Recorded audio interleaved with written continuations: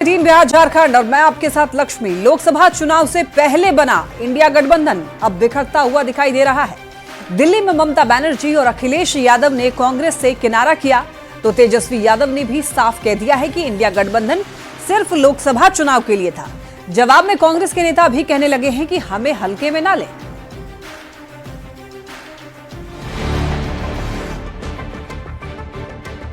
पहले से तय था इंडिया अलायंस जो है वो लोकसभा के लिए। ये तो हम लोग पहले ही से कह रहे थे। लेने का मतलब नहीं, कोई हमको हल्का मिलेगा था, हमको ज्यादा हल्का मिलेंगे। लोकसभा चुनाव 2024 में बीजेपी को रोकने के लिए शुरू की गई विपक्ष की किलाबंदी अब पूरी तरीके से ढहती हुई दिख रही है। तो पहले से तय था इंडिया अलायंस जो है वो लोकसभा के लिए। और बिहार में जहाँ तक बात की जाए, हम लोग तो शुरू से साथ थे यहाँ पे। 2024 के चुनाव में केंद्र की सत्ता से बीजेपी को उखाड़ फेंकने और पीएम मोदी को रोकने के लिए देश भर के विपक्षी दलों ने एक महामोर्चा बनाया था, जिसे इंडिया गठबंधन नाम दिया गया था। लेकिन ये गठबंधन शुरू से ही खंड खंड होता दिखा। गठबंधन में ना समन्वय था, ना सभी दल किसी एक एजेंडे और एक नीति पर सहमत थे। और चुनावी नतीजों के बाद एक एक कर क्षेत्रीय पार्टियों ने कांग्रेस से पिन छुड़ाना शुरू कर दिया। पहले ममता बनर्जी, फिर अखिलेश यादव ने गठबंधन से किनारा किया और अब तो तेजस्वी यादव ने ये कहकर खेल ही खत्म कर दिया है कि इंडी गठबंधन सिर्फ 2024 के लोकसभा चुनाव तक था। तो पहले से तय था इंडिया अलायंस जो है वो लोकसभा के लिए। बिहार विधानसभा चुनाव से पहले तेजस्वी का ये बयान कांग्रेस के लिए बड़ा झटका माना जा रहा है। तेजस्वी यादव ने संकेत दे दिया है कि कांग्रेस ज्यादा सीटों की मांग न करे, जिस पर विधानसभा में कांग्रेस विधायक दल के नेता शकील अहमद खान ने पलटवार किया है और इशारों में तेजस्वी यादव को 2-2 कह दिया है कि कोई कांग्रेस को हल्के में लेगा तो कांग्रेस उससे भी ज्यादा हल्के में उसे लेगी। लेने का मतलब नहीं, कोई हमको हल्का मिलेगा था, हमको ज्यादा हल्का मिलेंगे। लेने का मतलब नहीं, कोई हमको हल्का मिलेगा था, हमको ज्यादा हल्का मिलेंगे। केजरीवाल की आम आदमी पार्टी, अखिलेश यादव की समाजवादी पार्टी, टीएमसी की ममता बनर्जी ने जिस ढंग से कांग्रेस को आंख दिखाया है और रही सही कसर पूरी कर दी, तेजस्वी यादव ने ये कहकर कि गठबंधन लोकसभा चुनाव के लिए ही था। तो ऐसे में सवाल ये है कि क्या फिर मान लिया जाए कि एक था इंडी गठबंधन। न्यूज़ 18 के लिए पटना से संजय कुमार के साथ ब्यूरो रिपोर्ट। इंडिया गठबंधन पर दिए तेजस्वी यादव के बयान पर बिहार कांग्रेस अध्यक्ष अखिलेश सिंह ने यह कहा है कि दिल्ली को लेकर तेजस्वी यादव ने यह बयान दिया। बिहार में महागठबंधन एक है और आरजेडी, कांग्रेस और वाम दल मिलकर एनडीए को हराएंगे। ये तेजस्वी जी ने बयान दिया, उसको कहाँ आप लोग बढ़ा चढ़ा के ये कर रहे हैं? तो क्या इसका असर नहीं पड़ेगा बिहार? यहाँ तो पहले से है गठबंधन, कोई फर्क नहीं पड़ेगा। यहाँ इंडिया गठबंधन, वाम दल, राष्ट्रीय जनता दल, कांग्रेस एक साथ चुनाव लड़ेगी और भारतीय जनता पार्टी, जनता दल की सरकार। बिहार में देखिए, खरमास के बाद नीतीश मंत्रिमंडल का विस्तार हो सकता है, संभव है। प्रदेश बीजेपी अध्यक्ष दिलीप जायसवाल ने यह कहा है कि खरमास के बाद मंत्रिमंडल विस्तार की संभावना है, लेकिन अभी इस पर कोई चर्चा नहीं हुई है। खरमास के बाद निश्चित रूप से इस पर चर्चा चलेगी। बिहार में नीतीश मंत्रिमंडल के विस्तार की चर्चा तेज हो गई है। माना जा रहा है कि खरमास बाद मंत्रिमंडल का विस्तार हो सकता है। इस सवाल पर बीजेपी के प्रदेश अध्यक्ष दिलीप जायसवाल ने कहा कि खरमास बाद मंत्रिमंडल विस्तार की संभावना है, लेकिन अभी इस पर कोई चर्चा नहीं हुई है और जब चर्चा होगी तो कैबिनेट विस्तार भी फाइनल होगा। मंत्रिमंडल का विस्तार तो होना ही है, इसमें तो कहीं कोई ये नहीं है कि मंत्रिमंडल का विस्तार होना है और खरमास के बाद निश्चित रूप से इस पर चर्चा चलेगी। तो इसीलिए लोग अंदाज लगा रहे हैं कि मंत्रिमंडल का विस्तार होगा, लेकिन ये तो विस्तार होना ही है और खरमास के बाद इस पर चर्चा भी चलेगी। दरअसल विधानसभा में विधायकों की संख्या के आधार पर बिहार में कुल 36 मंत्री हो सकते हैं। फिलहाल 30 मंत्री ही हैं और कई मंत्रियों के पास एक से ज्यादा विभाग है। ऐसे में चर्चा है कि खरमास बाद यानी 15 जनवरी से 30 जनवरी के बीच मंत्रिमंडल का विस्तार हो सकता है। विधायकों की संख्या बल के आधार पर इन 6 में से 4 मंत्री बीजेपी कोटे के हो सकते हैं। फिलहाल नीतीश सरकार में बीजेपी कोटे से 15 मंत्री हैं। मंत्रिमंडल विस्तार की चर्चा तेज होते ही इस बात की चर्चा भी तेज हो गई है कि मंत्रिमंडल विस्तार में किसको किसको मौका मिलेगा, किसके विभाग बदले जाएंगे और क्या किसी मंत्री को रिप्लेस भी किया जाएगा। न्यूज 18 के लिए पटना से शैलेंद्र कुमार के साथ ब्यूरो रिपोर्ट। नीतीश कुमार को लालू प्रसाद के ऑफर पर केंद्रीय मंत्री चिराग पासवान का बयान सामने आया है। चिराग पासवान ने कहा है कि जो लोग मुंगेरी लाल के हसीन सपने देख रहे हैं, उनके सपने सपने ही रह जाएंगे। एनडीए का कोई घटक दल टूटने वाला नहीं है। 2025 में एनडीए में शामिल सभी 5 दल मजबूती से बिहार में सरकार पर आए। जो लोग भी ये मुंगेरी लाल का सपना देख रहे हैं कि एनडीए में किसी प्रकार की टूट हो या किसी तरीके से एनडीए का कोई भी घटक दल टूटकर विपक्षी गठबंधन की तरफ जाए, ये नहीं होने वाला। एक बात तय है कि आगामी बिहार विधानसभा का चुनाव बिहार के 5 घटक दल एक साथ पूरी मजबूती से न सिर्फ हम लोग वो चुनाव लड़ेंगे, बल्कि एनडीए की एक मजबूत सरकार बिहार विधानसभा चुनाव के बाद बनने जा रही है। फुलवारी शरीफ टेरर मॉड्यूल के मास्टरमाइंड मोहम्मद सज्जाद आलम को पुलिस और एनआईए की टीम ने गिरफ्तार कर लिया है। इस मामले में एनआईए ने 18वीं गिरफ्तारी की है। सज्जाद आलम मुंबई से भारत लौटा था। सज्जाद आलम की गिरफ्तारी इतनी अहम क्यों है, इस रिपोर्ट में देखिए।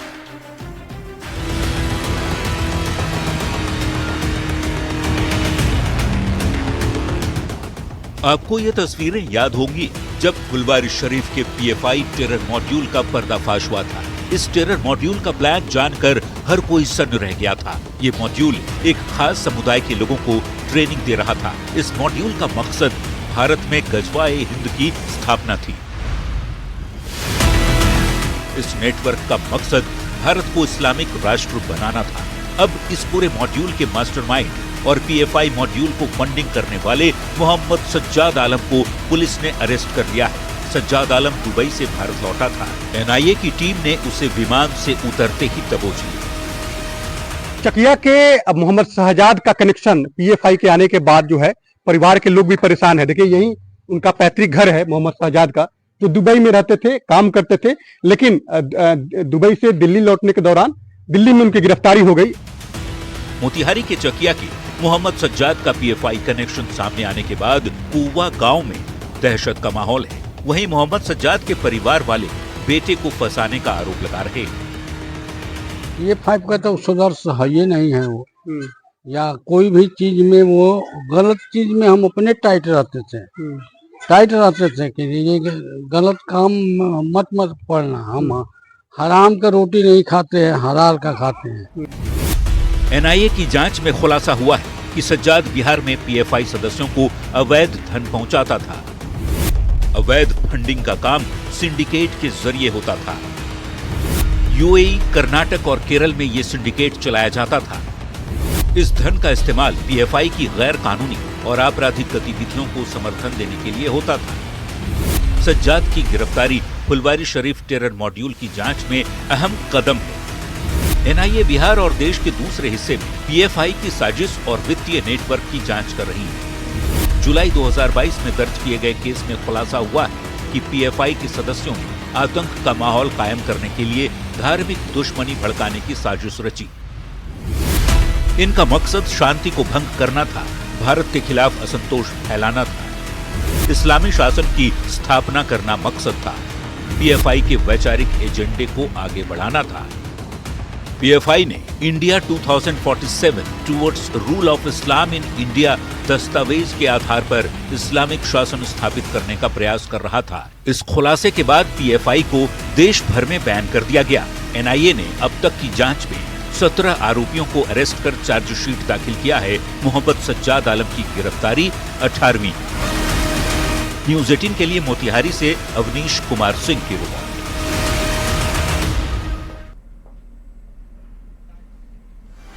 मुख्यमंत्री नीतीश कुमार अपने प्रगति यात्रा के दौरान 11 तारीख को दरभंगा जाएंगे, जहां पर कई योजनाओं के शिलान्यास और उद्घाटन करेंगे। आपको बता दें कि सीएम इस दौरान सिमरी के भराठी में वृहद आश्रय गृह का भी उद्घाटन करेंगे।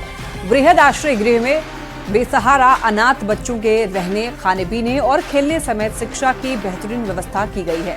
समाज कल्याण विभाग के मंत्री मदन सहनी ने कहा कि वृहद आश्रय गृह कुल लागत 35 करोड़ की लागत से ये बना है, जिसमें 100 बेड लड़कों के लिए तो वहीं 100 बेड लड़कियों के लिए बनाया गया है।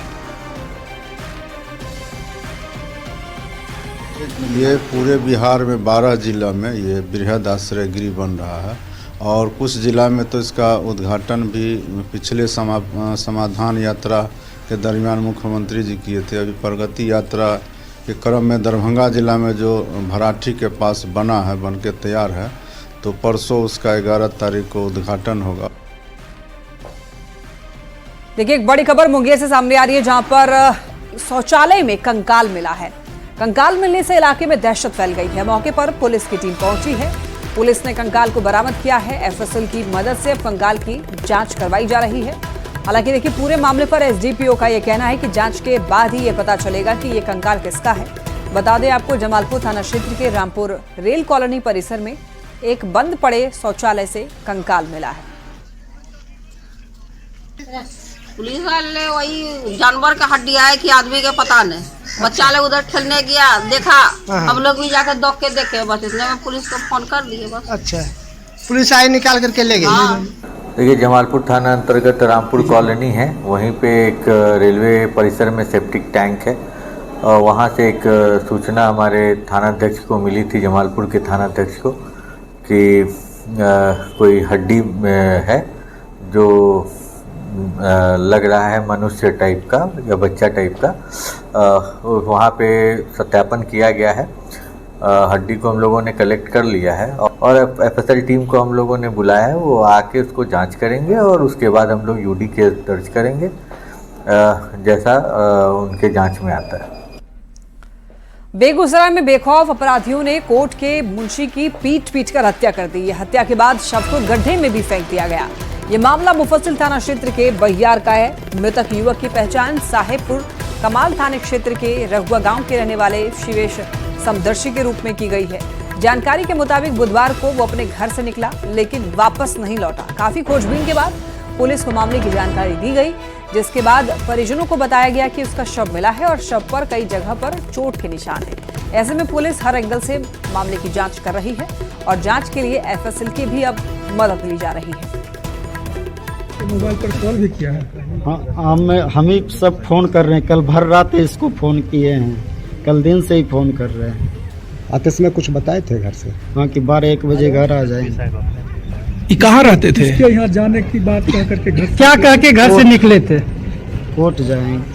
एंड हम लोगों ने एफएसएल को बुलाया है, डॉग स्क्वाड को बुलाया है। हम लोग आके जांच कर रहे हैं और पीड़ितों का भी बयान लिया जा रहा है जो उनकी फैमिली से हैं, और अभी सभी मुद्दों पर हम लोग इंक्वायरी स्टार्ट कर रहे हैं। जो बताया जा रहा है कि ये सिविल कोर्ट में प्राइवेट मुंशी टाइप का काम किया करते थे और कल सुबह निकले थे। कैसे हत्या हुई है? गोली मार करके है या? हाँ, उसकी संभावना ज़्यादा है। एक बार हम पोस्टमार्टम करा लें, एफएसएल जांच हो जाए तो हम एक्जैक्टली कह पाएंगे। और इस बीच देखिए, पटना से खबर सामने आ रही है, जहां पर अपराधियों ने दिन दहाड़े एक युवक को सिर्फ इसलिए गोली मार दी है क्योंकि वो लूटपाट का विरोध कर रहा था। ये मामला रामकृष्ण नगर थाना क्षेत्र के बैरिया बस स्टैंड के पास का है। आनंद फानंद में घायल युवक को अस्पताल में भर्ती कराया गया, जहां पर उसकी हालत गंभीर बताई जा रही है। वारदात के बाद अपराधी मौके से फरार हो गया है। वहीं पुलिस ने इस पर संज्ञान लेते हुए जांच भी शुरू कर दी है। तो गंभीर हालत में युवक का इलाज जारी है और महज इस बात के लिए गोली चला दी गई अपराधियों द्वारा, क्योंकि वो विरोध कर रहा था। बताते चले आपको, लूटपाट का विरोध करने पर एक युवक पर गोली चलाने की खबर। ये मामला रामकृष्ण नगर का है। इलाज चल रहा है, जैसा होगा डॉक्टर साहब बताएंगे। कहाँ पर गोली लगी है? पैर में गोली। तो कुछ खोखा का मौके से बरामद हुआ है? कुछ खोखा का बरामद हुआ है कहीं पर? नहीं, अभी तो कोई बरामद नहीं हुआ। लखीसराय से बड़ी खबर, ट्रेन से कटकर 3 बहनों की मौत की खबर मिल रही है। देखिए, किऊल जमुई रेलखंड पर यह हादसा हुआ। रेलवे ट्रैक पार करने के दौरान यह हादसे के बाद 3 घंटे तक अप लाइन बाधित रहा। हालांकि देखिए, पुलिस ने शवों को कब्जे में ले लिया है और जांच भी शुरू कर दी है। तो रेलवे ट्रैक पार करने के दौरान यह हादसा हो गया है। ये बड़ी खबर है, ट्रेन से कटकर 3 बहनों की मौत। किऊल जमुई रेलखंड पर यह हादसा, रेलवे ट्रैक पार करने के दौरान यह हादसा हुआ है और हादसे के बाद 3 घंटे तक अप लाइन भी बाधित रहा।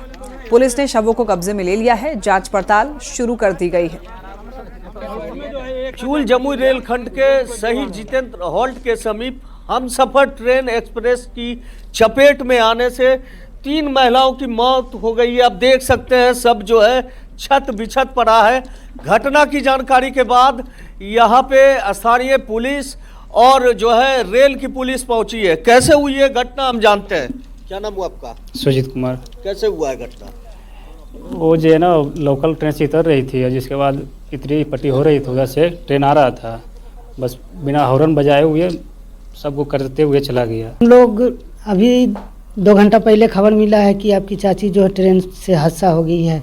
हम लोग इधर अभी जस्ट आए हैं और हादसा सुनते ही हम लोगों को दुखी। जी। राकेश, न्यूज 18 लखीसराय। पटना में पीएमसीएच के एक हॉस्टल से नीट एमबीबीएस परीक्षा में धांधली के सबूत मिले हैं। 10 लाख के जले हुए नोट, एडमिट कार्ड और ओएमआर शीट मिलने के बाद मामले की जांच जारी है। दरअसल पीएमसीएच के चाणक्य हॉस्टल में आग लगने की एक खबर सामने आई और इन आग की लपटों में कुछ ऐसे भी सबूत मिले हैं जिससे बहुत बड़ा खुलासा भी हो सकता है। बिहार के सबसे बड़े अस्पताल पीएमसीएच के हॉस्टल में आग लगने की घटना की जांच में बड़ा खुलासा हुआ है। पुलिस को फर्जीवाड़े से जुड़े कई अहम सबूत मिले हैं। घटना की जांच के दौरान हॉस्टल के कमरे से 10 लाख के जले हुए नोट, नीट यूजी के कई एडमिट कार्ड और एमबीबीएस के जले ओएमआर शीट भी मिले हैं। ये मामला नीट परीक्षा की धांधली से जुड़ा हुआ है। जिस कमरे में आग लगी है वो कमरा समस्तीपुर के रहने वाले अजय कुमार के नाम पर है। Ajay Kumar PG pass out है। अजय कुमार एक मेडिकल स्टूडेंट है और उसने जबरन 2-3 कमरे पर कब्जा जमा रखा है। 6 महीने पहले ही कमरा खाली करने को कहा गया था। ये तो जांच का विषय है। और कई नोटों लाख रुपए है ना, नोट तो सामने दिखा, शराब की बोतल भी सामने दिखी। तो क्या लगता है सर कि वो यहाँ पे कुछ गलत फर्जी तरीके से कोई काम करता है? ये मैं कैसे कह दूं, ये मेरी जानकारी में नहीं है।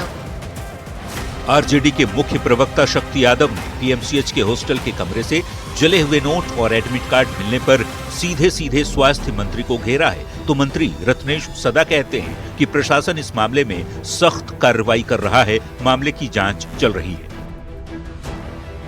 कब्जा करके अगर वो लड़का विद्यार्थी रह रहा था, शासन उसको अगर समर्थन दे रखा है, क्योंकि बिन शासन के अस्पताल प्रशासन के मिली भगत के बगैर कोई व्यक्ति अवैध कब्जे में कैसे रह सकता है। और रहने के बावजूद भी अगर नीट के प्रश्न पत्र जले हुए मिले हैं, पैसे जले हुए मिले हैं, तो इस पर सीधे तौर पर स्वास्थ्य मंत्री को आकर के सफाई देनी पड़ेगी। के माध्यम से हमको संज्ञान में आया है। इसको हमारे पदाधिकारी, हमारे प्रशासन को लोग देखेंगे, जो दोषी उस पर कड़ी कार्रवाई। पीएमसीएच के हॉस्टल से नीट एमबीबीएस परीक्षा में धांधली के सबूत मिलने के बाद अब सियासत गर्म हो गई है। पुलिस को फर्जीवाड़े से जुड़े कई अहम सबूत मिले हैं। अब पुलिस और डॉक्टरों की टीम जांच में जुट गई है। पीएमसीएच प्रबंधन मामले को लेकर केस दर्ज करवा सकता है। न्यूज 18 के लिए पटना से संजय कुमार की रिपोर्ट। 2025 के विधानसभा चुनाव को लेकर राजनीतिक दलों ने तैयारी तेज कर दी है। खासकर सोशल मीडिया के माध्यम से राजनीतिक पार्टी ने पूरी तैयारी कर रखी है। जेडीयू ने चुनाव के लिए एक वॉर रूम बना रखा है, जहां पर युवाओं की पूरी टीम दिन रात नीतीश कुमार के नीतियों और सिद्धांत के साथ साथ विकास कार्यों को जनता तक पहुंचा रही है। साथ ही जेडीयू का प्रचार प्रसार कैसे हो, इसे लेकर के भी इस वॉर रूम में काम चल रहे हैं। न्यूज 18 की टीम पहला चैनल है जो कि पहली बार वॉर रूम में पहुंचा और पूरी जानकारी ली। तमाम राजनीतिक पार्टियां पूरे जोर शोर से चुनाव के मैदान में उतरने के पहले तैयारी शुरू कर चुका है। और इस वक्त हम आपको तस्वीर दिखा रहे हैं जेडीयू के वॉर रूम के। सोशल मीडिया की पूरी टीम यहाँ पर मौजूद है और इनके ऊपर एक महत्वपूर्ण जिम्मेदारी है कि चुनावी साल में जेडीयू की बातें, नीतीश कुमार की नीति, सिद्धांत, विकास कार्य, तमाम बातों को कैसे जनता के बीच में पहुंचाया जाए, इसके लिए इस वॉर रूम को तैयार किया गया है। बेसिकली हम लोग जो है सोशल मीडिया प्लेटफॉर्म से बिलोंग करते हैं, तो हम सोशल मीडिया के टूल्स को ही यूज करते हैं। बेसिकली अदर प्लेटफॉर्म्स का इस्तेमाल करके हम जनता तक नीतीश सरकार की बातें पहुंचाते हैं। जैसे हम ट्विटर, फेसबुक, इंस्टाग्राम, इन सभी के माध्यम से हम जो नीतीश जी के जो काम है उन सभी चीजों को हम बता रहे हैं। हमारा मेन टूल सोशल मीडिया है और इसी के थ्रू हम लोग जितने भी बातें होती है सरकार की, हम लोग लोगों के बीच पहुंचाने का अपना काम कर रहे हैं। कहाँ से मिलता है आपको ये इस टाइप का, क्या है ये? ये हमारे पास अभी ये लीफलेट है, ये विभाग के द्वारा जारी किया गया है। अब इसमें बहुत सारा इन्फॉर्मेशन दिया गया है जो सरकार के काम को दर्शाता है।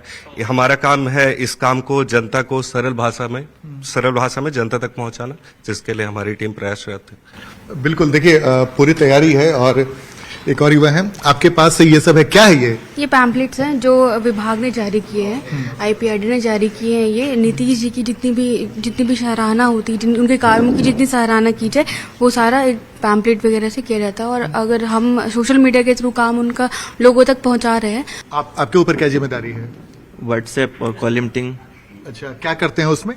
लगभग हमारे पास सारे ब्लॉक के व्हाट्सएप ग्रुप है, जिसमें एवरेज 100 पार्टिसिपेंट है। उसमें सरकार के द्वारा चलाई जा रही योजनाओं को ग्राफिक्स के माध्यम से हम लोग पहुंचाते हैं लोगों तक। क्या कर रहे हैं?